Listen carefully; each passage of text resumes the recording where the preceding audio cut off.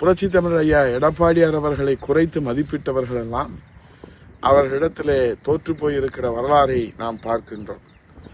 ஆகவே இன்றைக்கு புரட்சி தமிழர் ஐயா எடப்பாடியார் அவர்களை விமர்சனம் செய்வதிலேயே, குறை சொல்வதிலே, இன்றைக்கு பழி சுமத்துவதிலே அவர் எப்படி ஒரு வன்மத்தை கொண்டிருந்தார் என்பதை நாம் பார்த்தோம்.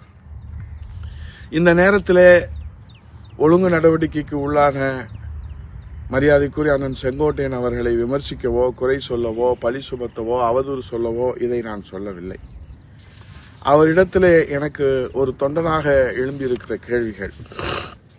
ஒன்று, அம்மா இருக்கின்ற வரை அமைச்சராக முடியாமல் அம்மா அவர்களின் நம்பிக்கையை ஏன் மீண்டும் பெற முடியவில்லை? அம்மாவிற்கு நீங்கள் என்ன துரோகம் செய்தீர்கள்? இந்த துரோகத்தை நீங்கள் ஒப்புக்கொள்ள போவதில்லை.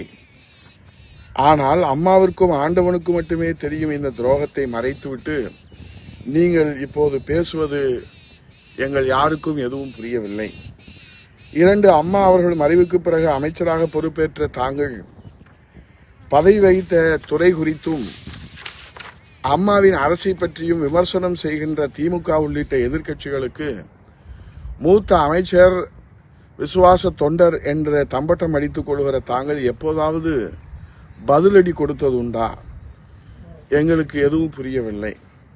3, 4 ஆண்டு காலத்திலே சட்டசபையிலே தாங்கள் விவாதங்களிலே பிரதான எதிர்க்கட்சியான அனைத்து இந்திய அண்ணா திராவிட முன்னேற்ற கழகத்தின் சார்பிலே பங்கெடுத்து விவாதிக்கின்ற போது, தாங்கள் பங்கெடுத்து பேசுகின்ற போது எப்போதாவது மறந்தும் கூட இந்த மக்கள் விரோத திமுக அரசின் மக்கள் விரோத நடவடிக்கைகளை, சர்வாதிகார போக்கை, மன்னராட்சியை குறித்து ஒரு நாளாவது நீங்கள் கருத்து கூறியது உண்டா? விமர்சித்தது உண்டா? குறை கூறியது உண்டா?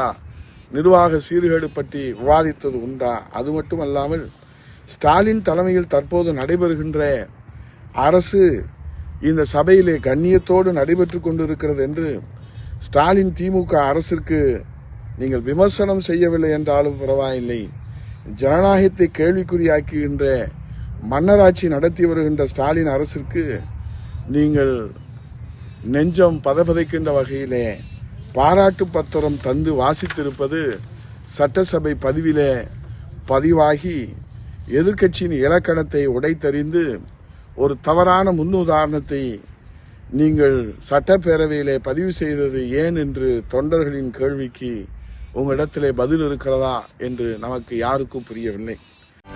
செய்திகளை உடனுக்குடனும் துல்லியமாகவும் தெரிந்து கொள்ள சப்ஸ்கிரைப் பண்ணுங்க.